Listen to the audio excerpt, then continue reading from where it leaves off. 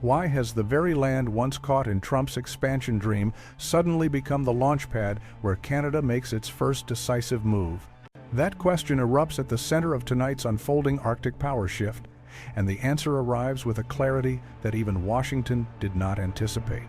While the United States once treated Greenland as a theoretical prize, an island to be discussed, speculated on, or floated casually in political conversations, Canada has quietly done the one thing America never expected. It moved first. No speeches, no drama, no grandstanding, just a single, precise diplomatic step that landed with the weight of a tectonic shift in the north. Canada is opening a consulate in Nuuk. On paper, it is a diplomatic office. In reality, it is a marker driven into the ice, a declaration that Canada is no longer waiting for the United States to decide the pace or the direction of the Arctic's economic future. Greenland, once wrapped in speculation from Washington, is now the first place Ottawa has chosen to expand its northern footprint. And that choice is not reactive, it is deliberate. It signals a Canada that is no longer positioning itself as a supporting character in North America's economic storyline. Canada is writing its own chapter. This move aligns with something deeper happening beneath the surface. For 10 consecutive months, Canadians have been voting with their feet, choosing not to cross into the United States in numbers large enough to redraw travel patterns. Flights south have thinned by nearly a quarter. Road traffic has dropped by more than a third. These shifts are not random fluctuations. They are early indicators of a population sensing instability around the towering trade walls rising across the border walls that have turned old routes into uncertain terrain. At the same time, Canada is turning outward with renewed focus. Its ties with Europe are strengthening through new resource agreements. Its long-frozen relationship with India is thawing. Its economic dialogue with China is accelerating. These moves, scattered across headlines, form a single, unmistakable picture. Canada is reorganizing its global position, and Greenland is simply the first visible sign. One consulate, one island, one quiet but undeniable message. The northern map is changing, and Canada is no longer following it. Canada is drawing it. Canada's announcement of a new consulate in Nuuk caught the world off guard, not because of its size, but because of its symbolism. Greenland is icy, distant, sparsely populated, and yet in the world of modern geopolitics, it may be one of the most contested chess squares on the entire board. When Canada stepped forward and marked its presence there, it wasn't planting a desk, a sign, or another bureaucratic office. It was planting intent. It was planting trajectory. It was planting a future. On the surface, Nuuk is a quiet capital at the edge of the world. But beneath that surface is a gateway to Arctic shipping routes, critical minerals, energy corridors, and a symbolic anchor point in a region where every powerful nation wants influence without appearing aggressive. Washington wanted interest. Beijing wanted access. Brussels wanted partnership. But Canada? Canada wanted position. The move was announced in diplomatic language, careful, calm, measured. Ottawa described it as an expansion of its Arctic engagement. But even that phrasing was a soft veil. Engagement suggests conversations and cooperation, yet everything about the moment indicated strategy. You don't open a new consulate in one of the most geopolitically sensitive regions on the planet unless you're preparing for a future in which the Arctic is no longer a frozen backdrop, but an active arena of global commerce. Behind the scenes, policymakers in Ottawa had been debating this shift for months. Greenland sits between North America and Europe, linked to both but controlled by neither. It is an autonomous territory under the Kingdom of Denmark, but culturally and economically, it is deeply tied to the rhythms of the Arctic itself. Canada understood this better than most nations. Its northern communities share the same climate, the same isolation, the same indigenous traditions, and the same strategic concerns. In many ways, opening a consulate in Nuuk wasn't just a political gesture, it was a recognition of kinship. But it was also far more than that. Greenland is rich in resources that the world has barely begun to tap: rare earth elements, minerals needed for batteries, and untapped energy reserves.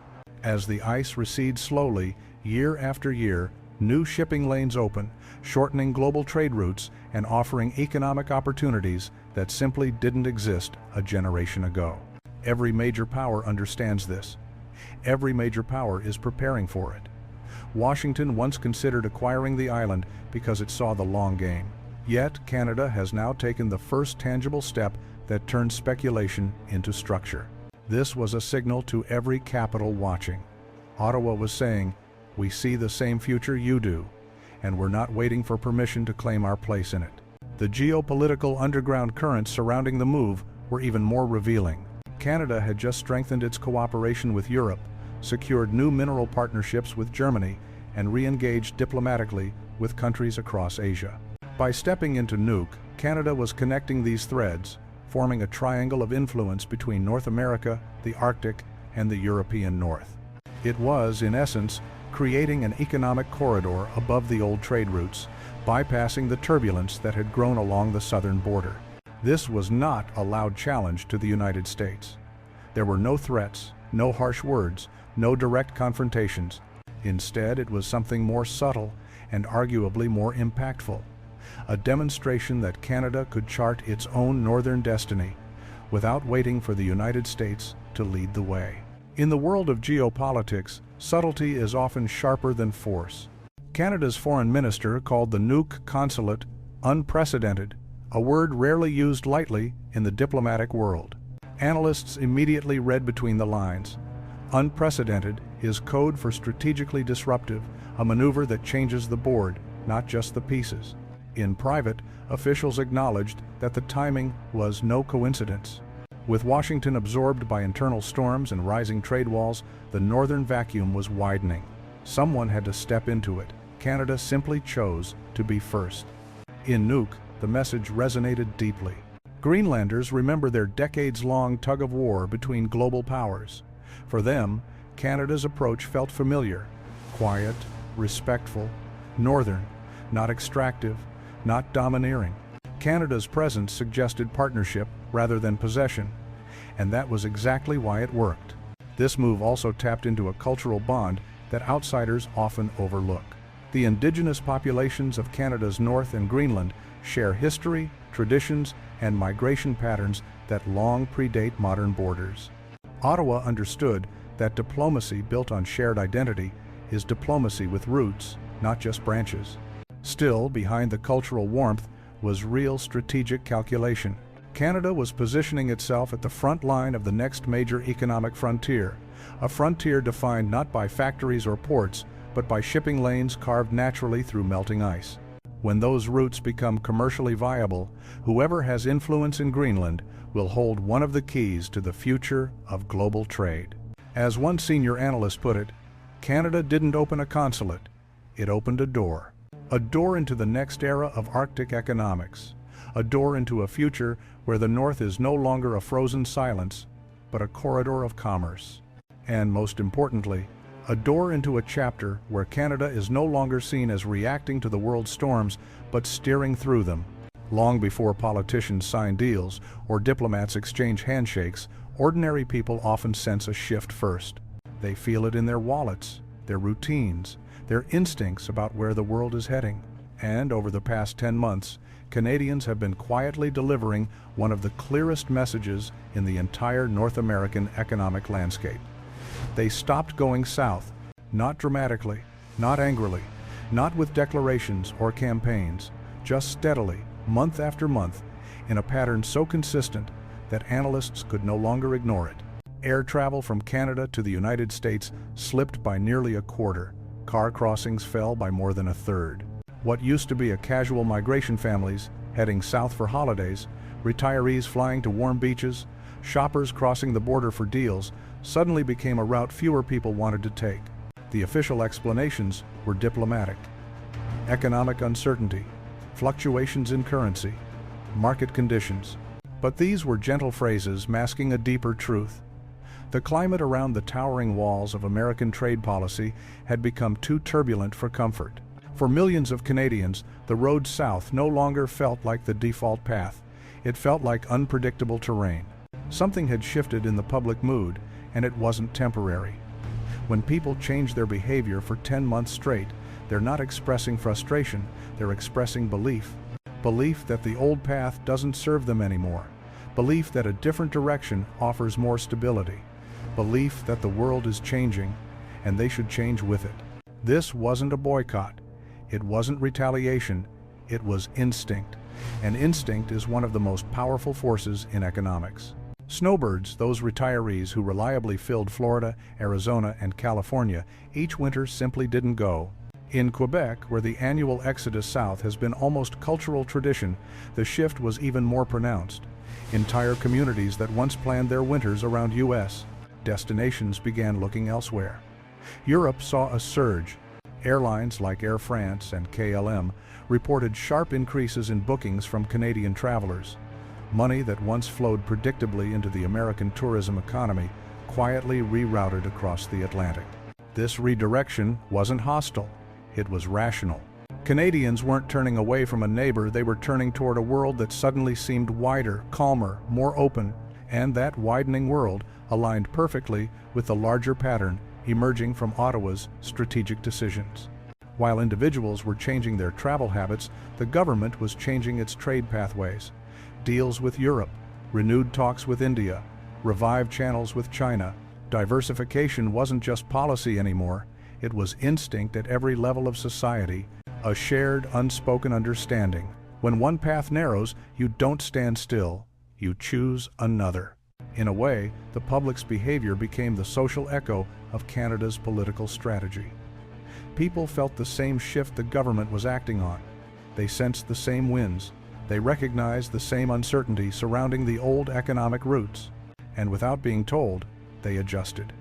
It was the kind of alignment countries rarely see bottom-up and top-down instincts meeting in the middle. Economists began to notice another phenomenon, the absence of urgency to return. The expectation had been that by month 6 or month 7, Canadians would drift back to familiar habits. But month 10 arrived, then month 11 loomed. And the numbers didn't bounce, they held. For the U.S. tourism industry, this became an unmistakable warning. Empty seats on flights, hotels missing familiar recurring guests, seasonal businesses wondering why the usual flows had dried up. The American side looked at spreadsheets. The Canadian side looked at horizons. The difference was telling. The diminishing crossings had another effect, quieter but just as significant. They revealed how deeply intertwined Canada's economic and emotional independence had grown. By traveling elsewhere, by choosing Europe, South America, or simply staying home, Canadians weren't turning their backs. They were lifting their eyes. A nation that once saw the border as an unchanging constant was beginning to imagine itself differently, not as a passenger beside a larger power, but as a country with its own momentum, its own directions, its own possibilities. 10 months of movement, 10 months of choices, 10 months of subtle but undeniable recalibration. If the nuke consulate was Canada planting a flag in the ice, then these 10 months were the public planting a flag in their own habits. And together, those two flags signaled one truth. The old gravitational pull of the southern route was fading, and a new vector was emerging. The northern flag in Nuuk and the shifting footsteps of travelers were only the beginning. If Chapter 1 showed where Canada placed its marker, and Chapter 2 showed how its people instinctively changed course, then Chapter 3 reveals the machinery beneath it all, the redirection of Canada's economic bloodstream. For years, North America's trade structure seemed immovable. The old routes were familiar. Goods flowed south, investments flowed north. Supply chains curved naturally between Canadian factories and American markets. But something began to strain under the weight of a rising commercial fortress on the southern border, a towering structure made of tariffs, surcharges, and unpredictable policy swings. What was meant to protect industry instead pushed pressure outwards, like a dam cracking at the edges. And cracks, in economics, create rivers. Canada didn't shout. It didn't retaliate. It didn't try to break the walls. Instead, it looked around them. It asked a simple but transformative question. If one gate becomes too heavy to push open, why not build another? This is how a series of diplomatic headlines, quiet, scattered, seemingly unconnected, began forming the outline of a new map. The first road led eastward, Germany and Canada announced new cooperation on critical minerals, the very materials needed for batteries, renewable energy systems, and the electric transformation reshaping the global auto industry. At first glance, it looked like a resource partnership, but beneath the surface, it was the construction of a back channel, a supply corridor bypassing the turbulence of the old North American trade lane. Europe saw a reliable partner in Canada, stable institutions, rich mineral reserves, and none of the volatility that had begun to cloud Washington's trade posture. Germany, facing its own energy recalibrations, wanted steady links. Canada offered exactly that. And in return, Canada gained access to Europe's technological networks and energy markets, giving it a stronger foothold in a region undergoing its own transformation. Then came the second road, one many analysts didn't expect so soon. India. For years, the relationship between Ottawa and New Delhi had been frozen by political tensions and diplomatic missteps. But suddenly, the ice cracked. Meetings resumed, trade dialogues reopened, doors that had long been shut were slowly pushed ajar. India, with its booming population and rising industrial strength, presented an enormous opportunity. And Canada, with an economy built on resources, talent, and technology, had something to offer. This reconnection didn't happen in a vacuum. It happened because Canada understood that diversification wasn't a choice anymore. It was a survival skill. As the global economy splintered into competing spheres, countries that stayed too attached to one partner risked being dragged into storms they did not create. Canada was determined not to be one of them. Then came the most delicate road of all, China. This path was not paved with enthusiasm, it was paved with caution. Years of political disputes, allegations, and mistrust had drained much of the warmth from the relationship. Yet economic gravity can bend even the frostiest diplomatic lines. Canada and China did not need friendship, they needed utility. They needed channels for trade, investment, and manufacturing, and quietly, without fanfare, those channels began reopening. Some analysts framed it as opportunism, others described it as realism. The truth was simpler. Canada could no longer rely on a single anchor point in an ocean of shifting current. If Washington built a fortress, Canada would build bridges. Meanwhile, the auto sector, the heart of North American manufacturing, began to feel the tremors. Tariff barriers meant to protect U.S. automakers inadvertently opened a doorway for foreign electric vehicles to enter Canada, potentially reshaping the market.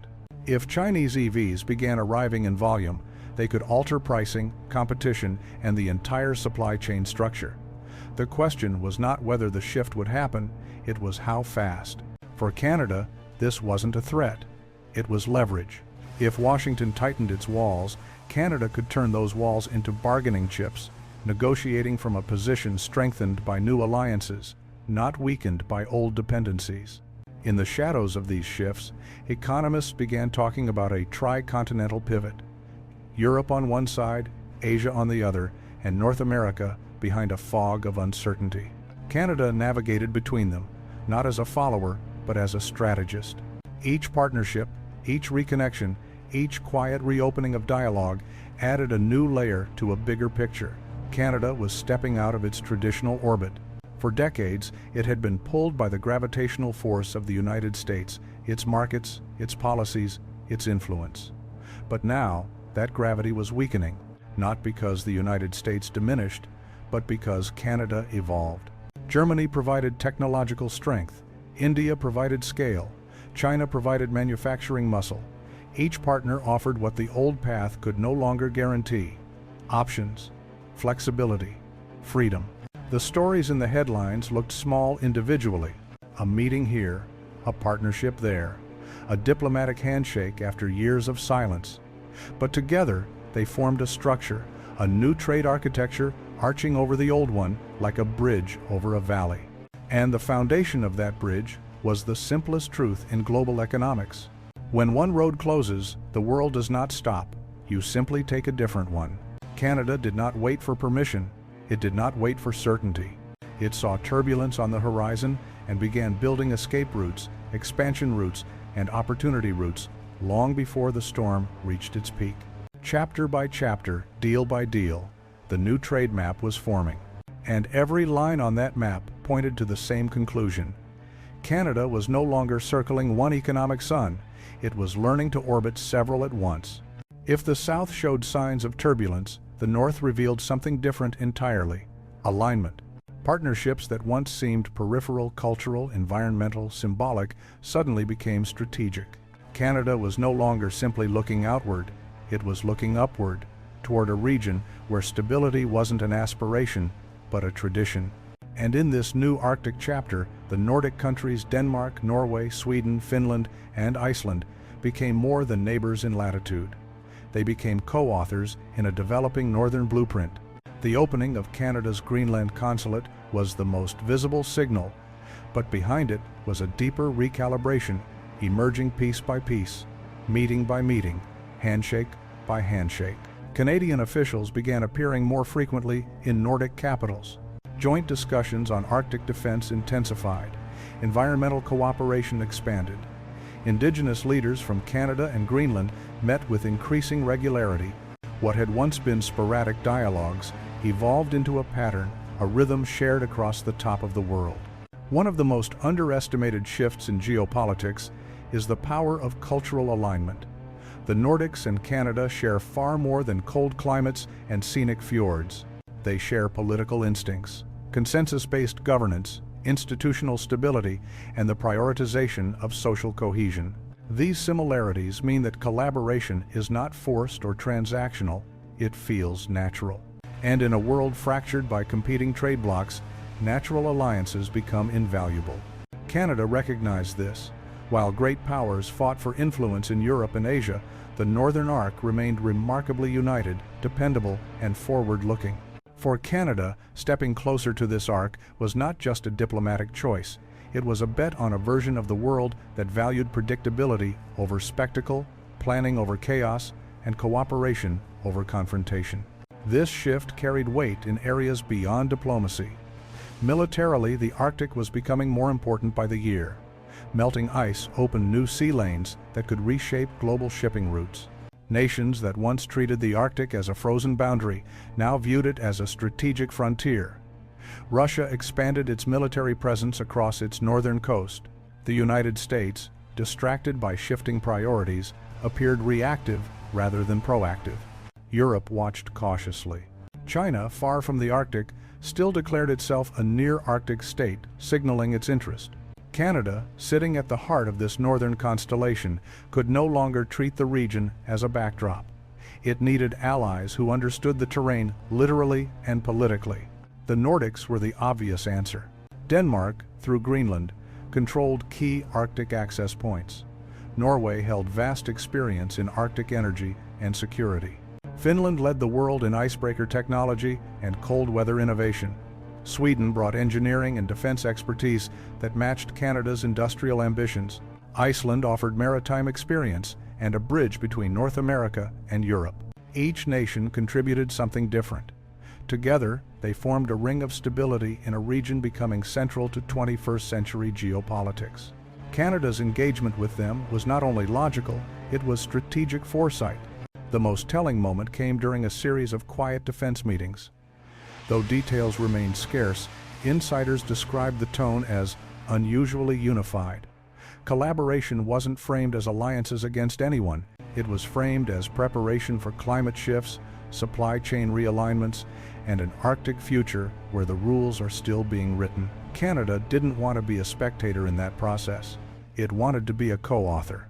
This northern shift also hinted at a new self-perception emerging within Canada. For decades, the country viewed itself through its southern border, measuring its economic direction by the pulse of the United States. But now, Canada was exploring an alternative identity, a northern power with global reach. A country that wasn't just part of North America, but part of the Arctic world. A unique geopolitical circle with its own trade routes, its own cultural bonds, and its own strategic logic. By working more closely with the Nordics, Canada was tapping into a distinctive advantage, soft power rooted in similarity, not dominance. The Nordics did not demand loyalty. They offered partnership. They did not operate through coercion. They operated through trust. And trust, especially in geopolitics, is a rare and powerful resource. Economically, these ties opened new pathways. Nordic investment in clean energy, technology, and sustainable infrastructure aligned perfectly with Canada's resource-rich economy. Joint research projects blossomed. Collaborative environmental monitoring expanded. Arctic tourism between these regions increased, creating people-to-people connections that reinforced the political ones. And perhaps the most symbolic shift occurred in how Canadian commentators began speaking about the country's future. The old narrative, Canada as America's quiet neighbor, started to fade. A new story took shape, one that framed Canada as a northern anchor, a bridge between continents, a stabilizing force in an era of storms. Standing alongside the Nordics, Canada wasn't escaping anyone's shadow. It was stepping into its own light. In the end, this chapter of Canada's strategic reinvention wasn't about distancing itself from the United States or leaning on other powers for protection. It was about recognizing its own unique geopolitical identity and choosing partners that reflected the version of the world Canada wanted to help build: connected, stable, and grounded in cooperation rather than competition. The North wasn't just a region, it was Canada's compass. And by aligning with the Nordics, Canada had finally found the direction it was meant to lead. Greenland was never the ending, it was the opening scene. A single consulate in Nuuk became the quiet signal that Canada was stepping onto a new board, one far larger than the traditional North American arena and far more fluid than the old post-war trade corridors. It was not a rebuke of the past, nor a rejection of its historical alliances. Instead, it was a declaration of direction. Canada had chosen to move, and it had chosen its vector with precision. Across 10 months of shifting travel patterns, millions of quiet decisions by ordinary citizens painted the same picture. The gravitational pull of the South was weakening. Canadians were looking outward, not downward. Their footsteps began tracing the early outlines of a world where the United States was no longer the default destination, but one option among many. That change, subtle but persistent, reflected a deeper transformation taking shape at the national level. Canada was learning to navigate by its own compass. The trade routes reinforced this shift. New mineral corridors connecting Canada with Germany, reopened dialogues with India, deliberate, careful reconnections with China. These were not reactive steps. They were preparations, foundations for an economy that refused to be boxed in by walls it did not build. If one door narrowed, Canada quietly unlocked 3 others. If one path grew turbulent, Canada carved out alternatives across oceans and continents. And then came the Northern Arc, partnerships with the Nordic countries that felt less like alliances and more like rediscovered kinship. In a world fractured by rivalry and reactive policy, the top of the globe emerged as a place where cooperation still held power, where trust still mattered, and where nations saw the future not as a battleground, but as shared territory. Canada's alignment with this region wasn't symbolic, it was structural, it was intentional, it was strategic. Taken together, the flag in Greenland, the shifting footsteps of Canadian travelers, the new trade map, the northern partnerships, they tell a single story. Canada is no longer orbiting a single center of gravity. It is charting a constellation. The United States still matters. It always will. But Canada's future will not be defined by proximity. It will be defined by motion, by the choices it makes, the partners it selects, and the directions it sets. So the question now is not why Canada made the first move in Greenland. The question is what the second move will be, and whether the rest of the world is ready for a Canada that does not wait to follow, but steps forward to lead. If you want to understand where this northern game goes next, stay close. The map is changing, and the next piece is already sliding into place.